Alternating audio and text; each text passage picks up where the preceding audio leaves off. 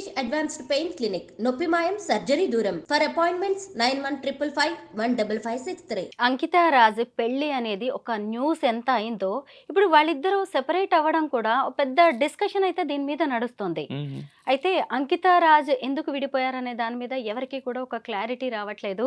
అయితే ఎందుకు వీళ్ళు వెళ్ళిపోయారు, విడిపోయారు అనే దాని గురించి చాలామంది తెలుసుకోవాలనుకుంటున్నారు. నిన్న తను ఒక వీడియో పెట్టింది. నేను ఈ ఇల్లు ఖాళీ చేసి కొత్త ఇంటికెళ్తున్నాను. 7 ఏళ్ళు ఇందులో ఉన్నాను. ఈ ఇల్లు నాకు చాలా గుడ్ మెమరీస్ ఇచ్చింది. లవ్లీ మెమరీస్ ఉన్నాయి నాకు. అలాగే కొంత సాడ్ గూడా ఇచ్చింది అని జెప్పేసి తను చెప్తుంటే అందరికి అర్థమైపోయిందనమాట. ఆ సాడ్ ఏంటి అనేది. వీళ్ళిద్దరూ ఎందుకు విడిపోయారు? రీజన్స్ ఏంటంటారు? సో, రీజన్స్ అనేవి పర్సనల్ రీజన్స్ యాక్చువల్‌గా. వాళ్ళు అంటే అది బయట పెట్టలేదు. బట్ ఈ రిలేషన్‌షిప్ వాళ్ళు అంటే బ్రేకప్ అనను. అంత పెద్ద మాట కూడా వాడను. బట్ వాళ్ళు వేరు వేరుగా జీవించాలి అనుకుని నిర్ణయం తీసుకున్నప్పుడు అంకిత వీడియో చేసి పెట్టింది ఇన్‌స్టాలో. And it's and I have all respect to this women. Because ఎందుకంటే నేనెప్పుడు చెప్తాను ఇంటర్వ్యూస్‌లో, ఆడ-మగవాళ్ళు కూడా ఒక డిసిప్లిన్ ఉండదు రిలేషన్‌షిప్స్‌లో కదా! పెళ్లి చేసుకోవడం గానీ, కలిసి జీవించడం గానీ అనుకుంటారు, ఉంటారు. బట్ అనుకున్నప్పుడు ఉన్న ఆ ఎనర్జీ, ఆ డిసిప్లిను విడిగా బతుకుదాం అనుకున్నప్పుడు కనపడదు యాక్చువల్‌గా. ఆ ఇంట్రెస్ట్ కూడా కదా! బట్ ఉండాలి. సో, ఈ టర్మ్స్ తోటి మనిద్దరం కలిసి జీవిద్దాము. ఒకవేళ టర్మ్స్ వర్కౌట్ అవ్వకపోతే మీరు మీ దారిలో, నేను నా దారిలో వెళ్ళిపోయి మనం హ్యాపీగా జీవించొచ్చు. ఇద్దరి ఆలోచనలు కలవట్లేదు కాబట్టి, మనోభావాలు కలవట్లేదు కాబట్టి. సో, ఆ అండర్‌స్టాండింగ్ ఈ కపుల్‌లో కనపడింది యాక్చువల్‌గా. వేరుగా జీవిద్దాం అనుకోని ఆమె చేసి, లేదు నేను విడిగా జీవించాలనుకుంటాను, తను విడిగా జీవించాలనుకుంటాను. అండ్ ఈ అబ్బాయి కూడా చాలా రెస్పెక్ట్‌గా పెట్టాడు. నేను అంటే మేము కలిసి ఉండట్లేదు ప్రస్తుతానికి. బట్ ఫ్యూచర్‌లో ఛాన్సెస్ ఉందేమో కలవటానికి. అది మాత్రం నేను ఓపెన్‌గా ఉంచుతున్నానని. ఎంత బ్రాడర్ పర్స్పెక్టివ్ వీళ్ళది కదా! I praise really both of them. అంటే ఆ విజ్ఞతని మీరు చూపించగలిగారు. అంటే ఏదైతే మీరు సమాజానికి మీ పెళ్లి ద్వారా మీ living relationship let it be a short span అయినా గాని చూపించారు ఒక పద్ధతిని. వేరుగా జీవించడంలో కూడా ఆ డిసిప్లిన్‌ని I really praise both of them. So, ఆ పర్సనల్ రీజన్‌కి వెళ్తే వాళ్ళిద్దరికీ తెలుసు. ఆ స్పేస్ కూడా మనది కాదు కాబట్టి దాన్ని ఆక్యుపై చేయొద్దు. వాళ్ళకే వదిలేద్దాం అది. సో, ఆహ్, ఇలాగా ఒక అండర్‌స్టాండింగ్‌తో విడిపోయి విడిపోవడం అనుకున్న వేరుగా జీవించాలని వాళ్ళు అనుకున్నారు. ఆ రోజు నుంచి జీవిస్తా ఉన్నారు. సో, మీరిప్పుడు అన్నట్టు అంటే నాకు తెలిసిన అబ్జర్వేషన్ ప్రకారం ఎప్పుడైతే విడిగా జీవిస్తున్నారో అంకిత తన ట్రాన్సిషన్స్ వీడియోస్ పెడుతుంది. ఆ అబ్బాయి కూడా బాధపడిన కొన్ని వీడియోస్ పెట్టాడు. ఈ అమ్మాయి మళ్ళీ ఇల్లు ఖాళీ చేసిన వీడియోస్ ఇవన్నీ పెట్టింది. సో, ఇదంతా ఏంటి అనంటే ఏ రిలేషన్‌షిప్‌లో అన్నా వాళ్ళు ఏదైతే వాళ్ళ పాస్ట్ ఇవున్నాయి, మెమరీస్ ఉన్నాయి, స్వీట్ మెమరీస్. అవన్నీ రీవిజిట్ అవుతారు. అనుకోకుండా కూడా అది ఆ ప్లేస్‌కెళ్ళినా వాళ్ళ తాలూకు సంబంధించిన బట్టలు, ఆ హోటల్స్, ఆ ప్రదేశాలు ఏదైనా గానీ ఆ జ్ఞాపకాన్ని తీసుకొస్తది కాబట్టి ఇట్స్ అ కామన్. సో, ఆహ్, కలవటం, కలిసి జీవించడం ఎంత కష్టమో విడిపోవడం కూడా అంతే కష్టం యాక్చువల్‌గా. మనం ఎవరిని డిఫైన్ చేయము.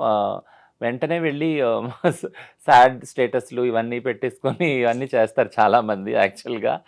బట్ వీళ్ళు అంతే డిసిప్లిన్ తోటి కలిసి వేరువేరుగా జీవిస్తున్నారు. బట్ స్ట్రాంగ్‌గా ఐ బిలీవ్ లైక్ ఫ్యూచర్‌లో ఛాన్స్ లేదని ఆ అబ్బాయి ఏదైతే అన్నాడో అది I think it it gives some hope, like అంటే ఫ్యూచర్‌లో కలవచ్చేమో అన్న హోప్. కలిస్తే బావుండని కూడా నేను పర్సనల్‌గా అనుకుంటున్నాను యాక్చువల్లీ. యాహ్! రచన, నేను అంకిత అండ్ రాజ్ వీళ్ళిద్దరూ కలిసి ఇచ్చిన ఇంటర్వ్యూస్ చాలా చూసాను. ఏవి చూసినా నాకు రాజ్ చాలా మెచ్యూర్డ్‌గా, లవ్లీ బాయ్ అన్నట్టుగా అనిపించేది. తను బ్రాడ్ మైండెడ్ అని కూడా. అయితే ఆయన అంకితను పెళ్లి చేసుకునేటప్పుడు కూడా వాళ్ళ ఫ్యామిలీ వద్దనే ఉంటుంది. హ్మ్. అయితే ఈ తర్వాత కొద్ది రోజుల రిలేషన్ తర్వాత ఇదే సొసైటీ, ఇదే ఫ్యామిలీ మళ్ళీ అతన్ని ఫోర్స్ చేసుంటదా? ఆయన ఇన్‌ఫ్లూయెన్స్ అయ్యుంటాడంటాడా? ఇది కూడా ఒక కారణం కావచ్చు కదా! బట్ నేను అదర్ వే అనుకుంటున్నాను యాక్చువల్‌గా. To be surprised. ఏమనుకుంటున్నారు మీరు? ఏమనుకుంటున్నానంటే తనుని ఫోర్స్ చేసారా? లేదా ఆ అంకిత రియలైజ్ అయిందేమో అనుకుంటున్నాను. సీ, ఇప్పటికొచ్చి అంకిత నుంచి ఎట్లాంటి నెగెటివ్ ఫీడ్‌బ్యాక్ ఆ అబ్బాయి గురించి రాలేదు. ఈవెన్ ఆ అబ్బాయి నుంచి కూడా రాలేదు ఆ అమ్మాయి గురించి. బట్ ఈ జర్నీలో అంకిత కనిపించిందేమో. అంటే ఆహ్, నాతో ఎంత సేఫ్‌గా రాజు ఫ్యూచర్ ఉంటుంది, లైఫ్ ఉంటుంది. ఎందుకంటే ఒక ట్రాన్స్ విమెన్‌తో జర్నీ అనేది itself is a very toughest thing. నార్మల్‌గా ఒక పవర్‌ఫుల్ విమెన్ తోటి ఒక man journey it's always a toughest journey కదా! యెస్. ఆడవాళ్ళు ఎవరైతే పవర్‌ఫుల్, స్ట్రాంగ్ పొజిషన్‌లో ఉంటారో, who will stand for their ethics and their abilities and skills, వాళ్ళతో ఉండే మగవాళ్ళు ఆటోమేటిక్‌గా కొద్దిగా ఇన్‌సెక్యూరిటీ, ఇన్ఫీరియర్ ఫీల్ అవుతారు కదా! So Raj yeah! అదే ఇన్ఫీరియారిటీ యాహ్! వచ్చిందంటారా రాజ్ ఫీల్ రాజ్‌కి? అయ్యాడని నేను అనను. రాజ్ ఫీల్ అయ్యాడని అస్సలు అనను నేను. రాజ్ కూడా చాలా యాక్సెప్ట్ చేసే అబ్బాయి. హ్మ్. కాబట్టి మీరన్నట్టు వీడియోస్‌లో ప్రైజ్ చేశాడు. ఆ హ్మ్. అమ్మాయిని ప్రైజ్ చేశాడు. ఆ రిలేషన్‌షిప్‌ని మెచ్యూర్‌గా ప్రెజెంట్ చేశాడు మీడియా ముందు. సో, రాజ్ ఇన్‌సెక్యూర్ ఫీల్ అయ్యాడని నేనెప్పుడు అనను. పిరికివాడని అస్సలు అనను నేను. బట్ థింగ్ ఏంటంటే అంకిత ఆలోచించుండొచ్చు. ఫ్యూచర్ ఈ రిలేషన్‌షిప్ వల్ల రాజ్ ఫ్యూచర్ ఎఫెక్ట్ అవుద్దేమోనని. అంటే కొంచెం జర్నీ అయినాక కొన్ని క్వెషన్స్ వస్తాయి ఆ రిలేషన్‌షిప్. ముఖ్యంగా సిస్, హెటెరోనార్మేటివ్ రిలేషన్‌షిప్ ఎప్పుడైతే ఉంటుందో, వాళ్ళ మధ్య ఒక రిలేషన్‌షిప్ ఒక ఛాలెంజ్ ఏదొస్తుందంటే, పిల్లలు పుట్టరు కదా వీళ్ళకి. పిల్లలు పుట్టనప్పుడు ఆహ్, ఎవరు కేర్ టేకర్ ఉంటారు ముసలి వయసొచ్చాక ఈ రిలేషన్‌షిప్‌లో. ఇది ఎల్‌జిబిటీ కపుల్స్‌లో ఎప్పుడూ ఉండే ఛాలెంజ్ ఒకటి. Question mark actually. ఈ క్వెషన్‌కి ఆన్సర్ దొరకదు యాక్చువల్‌గా. ఎందుకంటే మామూలు సిస్‌జెండర్ కపుల్‌లో గూడా పిల్లలు లేని వాళ్ళని ఎవరు చూస్తారు? ఎవరు చూడరు. పిల్లలు ఉన్నోళ్ళు గూడా ఆ పిల్లలు చూస్తారని నమ్మకం గూడా లేదు గదా! మనకి. సారీ. సో, అదే విధంగా ఎల్‌జిబిటీ కపుల్స్‌లో అయితే పిల్లలే లేరు. అడాప్ట్ చేసుకోవాలి మహా అయితే. అడాప్ట్ చేసుకున్నోళ్ళు గూడా చూస్తారా లేదా? సో, ఇదంతా కూడా ఉంది. సో, ఆ సెక్యూరిటీ ఏదైతే ఉందో ఆ రిలేషన్‌షిప్‌లో సేఫ్టీ ఫీల్ అవ్వనప్పుడు, ఒకళ్ళ గురించి ఒకళ్ళు అమితంగా ప్రేమించుకున్నప్పుడు, అంటే ఇప్పుడు నా తర్వాత ఎవరు చూస్తాను నేను? ఫర్ ఎగ్జాంపుల్ మా అమ్మ ఉండేది. మా అమ్మ ఎప్పుడూ ఒక బాధపడేది ఏంటనంటే, నా కొడుకు అదే ఇలా ట్రాన్స్‌గా మారాడు. నేను చనిపోయాక ఎవరు కేర్ చేస్తారు అనేది బాధపడేది మా అమ్మ. సో, అదే బాధ ఒక ప్యూర్ లవ్‌లో తీసుకున్నప్పుడు అమ్మ love is the universal love కదా! Unconditional love. అట్లా ఒక రిలేషన్‌షిప్‌లో తీసుకున్నప్పుడు ఇప్పుడు నేను అంకిత వైపు నుంచి నేనేం ఆలోచిస్తా ఉన్నానంటే యాక్చువల్లీ నన్ను నేను పెట్టుకొని, she might have thought that నేను ఒకవేళ ఈ రిలేషన్‌షిప్‌లో తిను ఒకవేళ చాలా అంటే చాలా కష్టాలను ఫేస్ చేస్తే, ఖచ్చితంగా రాజు కష్టాలు ఫేస్ చేసుంటాడు. ట్రాన్స్ విమెన్‌తో ఉండటం అంటే ఈజీ జర్నీ కానే కాదు. చుట్టుపక్కల ఉన్నవాళ్ళు డే 1 నుంచి మార్నింగ్ నుంచి మేమెంత వివక్షత ఎదుర్కొంటున్నామో, దానికి ఐదింతలు, పదింతలు వాళ్ళు ఎదుర్కొంటారు. కిందకి వచ్చినప్పుడు నేను చెప్తున్నాను నా పార్ట్నర్ ఎక్స్‌పీరియన్స్ కిందకి వచ్చినప్పుడు బైక్ తీస్తా ఉంటే, "ఏంటి? ఎందుకున్నావు? ఈ రిలేషన్‌షిప్ నీకు అమ్మాయి దొరకలేదా? నువ్వు ఇంపార్టెంట్‌వా? నువ్వు మగోడివి కాదా? మగతనం లేదా?" ఇట్లాంటి క్వెషన్స్ యాక్చువల్లీ. అది మొదలుకొని ఎళ్ళిన ప్రతి సింగిల్ స్పేస్‌లో గూడా క్వెషన్ జేస్తారసలు. నీకు వేరే ఆడవాళ్ళు దొరకలేదా? ఇక్కడ ఎందుకుంటున్నావు? ఇయన్నీ బ్రెయిన్ వాషింగ్ ఉంటది. బట్ దీన్నంతా మేము ఫేస్ చేయగలం యాస్ ఎ ట్రాన్స్. మమ్మల్ని అడగరు గూడా యాక్చువల్‌గా. వాళ్ళు ఫేస్ చేయగలరా? చాలా తక్కువ మంది ఫేస్ చేస్తారు. అది వాళ్ళు పడుతున్న బాధ మాకు ఇంకా బాధ కలిగిస్తది యాక్చువల్లీ.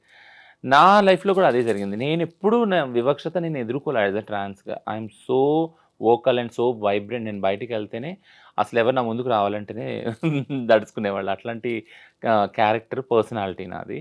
బట్ నా పార్ట్నర్ ఈజీ ప్రే అయిపోయేవాడు.